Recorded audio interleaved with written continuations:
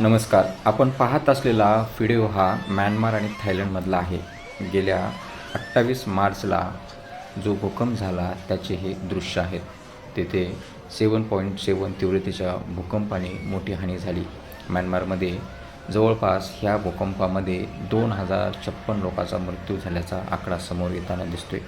अजून 3900 लोक जखमी झालेले आहेत. 270पेक्षा जास्त लोक बेपत्ता झालेले आहेत. थायलंडमध्ये विशेषतः बँकॉकमध्ये अनेक उंच इमारती आपण दृश्यामध्ये पाहू शकता. कोसळलेल्या दिसत आहेत. अनेक प्रकारे मोठ्या प्रकारे बचावकार्य ह्यामध्ये सुरू होतं. आपत्तीमुळे दोन्ही देशामध्ये मोठ्या प्रमाणावरती वित्तीय आणि मानवी हानी झालेली दिसते. एकंदरीत ह्या व्हिडिओमध्ये पाहिल्यानंतर आपल्याला ह्या दोन्ही देशाची काय अवस्था झाली असेल हे आपण फक्त इमॅजिन करू शकतो. हे दृश्यावरनं किती भयंकर हे दृश्य आहे हे आपल्याला